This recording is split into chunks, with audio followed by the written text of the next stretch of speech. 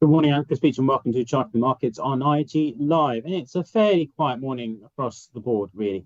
Not much in the way of heavyweight news. Overnight, we had obviously China's GDP target being announced, which didn't really excite markets too much. Certainly the Hang Seng, as we'll see in a little while, dropped back again after the announcement, but otherwise not too much to drive activity. Yesterday, you had one of the Fed presidents, this time the Atlanta Fed president, saying that maybe they didn't think the time was right to start thinking about cutting in rates because inflation was still quite sticky, which is a nice setup ahead of Powell's testimony to Congress tomorrow and Thursday, and of course payrolls on Friday.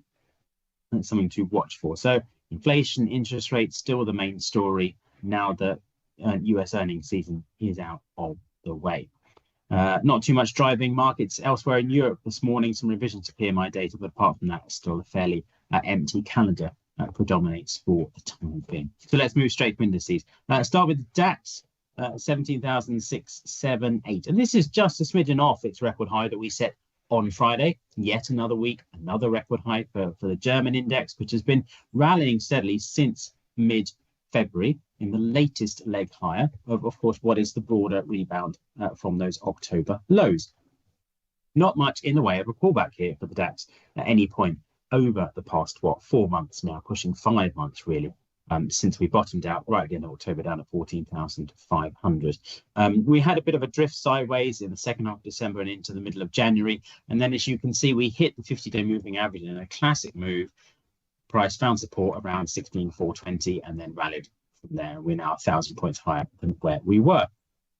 We had a bit of a consolidation early February, but since Valentine's Day, the index has rallied and not really stopped. And this culminated on Friday with that latest record high up at 17,816. So no sign of a major pullback. And I think this is obviously the problem, that a lot of people are very anticipating that there will be some kind of pullback along the way. Usually there is, but trying to call one is usually a fool's errand. This could be the beginning of one. We've certainly seen it drop back for 2 days, but it may not be. And certainly upward momentum is still very, very strong. But European indices, of course, and the euro dollar can't escape the looming shadow of Thursday's ECB meeting. So whatever happens, it's likely to be a volatile one. But in the short term, maybe, if you do get the start of a pullback, the 50-day moving average would be the natural destination for the first point. And that would take us, in this instance, although it's not going to get there in the space of a couple of days, would take us down towards 17,001 to watch out for. But as you can see with the DAX, steady progression of higher highs and higher lows here.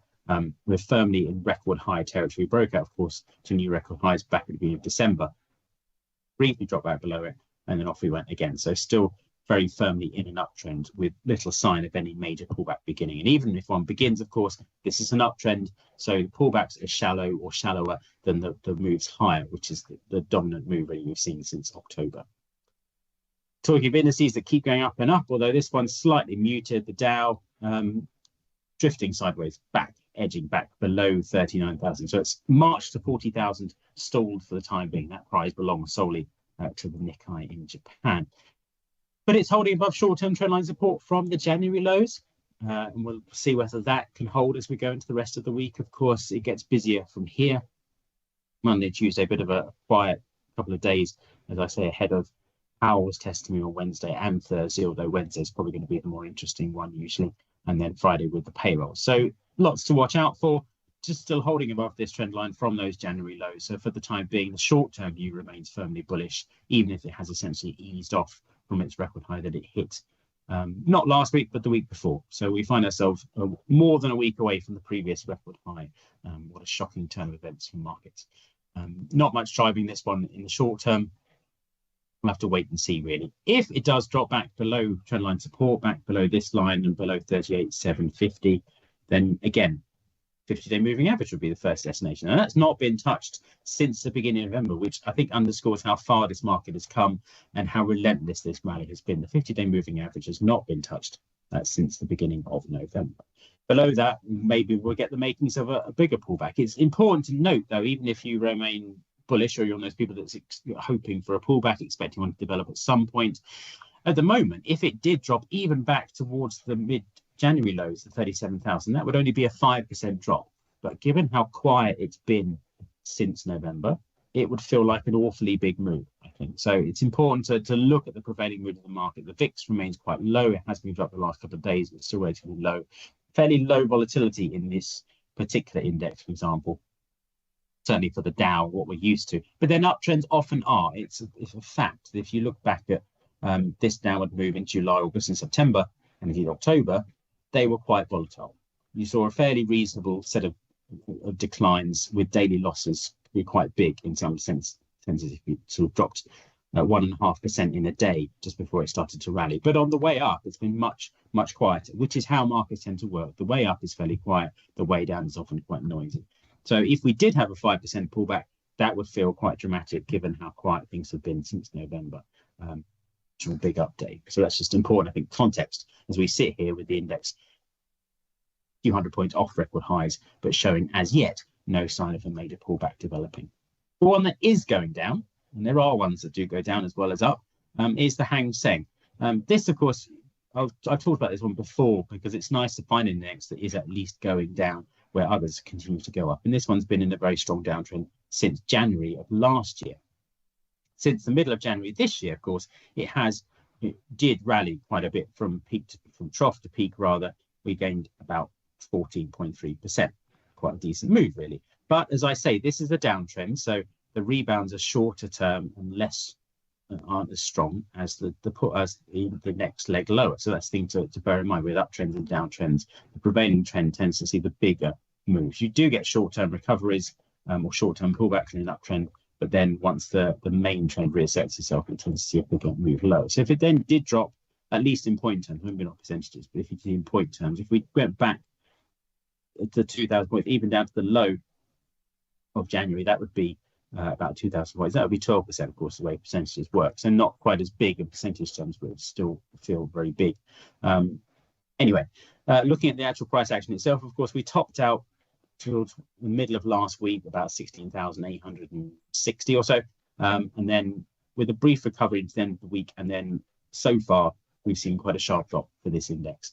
Now, it's challenging the 50-day moving average once again. It's back below the 100-day. It's challenging the 50-day from above. And then you've got just below it rising trendline support from that January low. So if that's broken, if the 50-day moving average is broken, it would certainly reinforce the view that a lower high has been created. Still below that high from early January as well, as it was below the high of mid-November. So the downtrend there is still firmly in place. You can see that as well with the moving averages, 200-day moving average pointing lower, the 100-day falling, the 50-day falling. So if the price drops back below the 50-day, it kind of completes the view and says we're back in a bearish view. And we might then potentially, if this continues, nothing goes on forever, but if it continues, initial targets down to 15,300 and where it found some support in early February, and then down to that January low of 14,700. Potentially. It may not do that. It may do something else entirely, but it's worth bearing in mind. So if it then recovers over the next few days, if it refuses to go back below the 50-day, back below trendline support, if that holds, then maybe we get another move back to 16,900. But certainly one worth watching to the downside in the next few days. Looking towards FX markets, Eurodollar continues to claw its way higher, although rather unenthusiastically, it has to be said. We're back at 108.50 now, but still, as we were last week, below the 50-day moving average, which has been steadily rolling over. You might still argue we are at least in an uptrend from those October lows. Quite a bit of a knock to this trend, however, back quite substantially, back into a zone of support here around 107.30. Dropping back below the 200-day moving average, although we are back above it now, short term. So one to watch here and see if we can get back.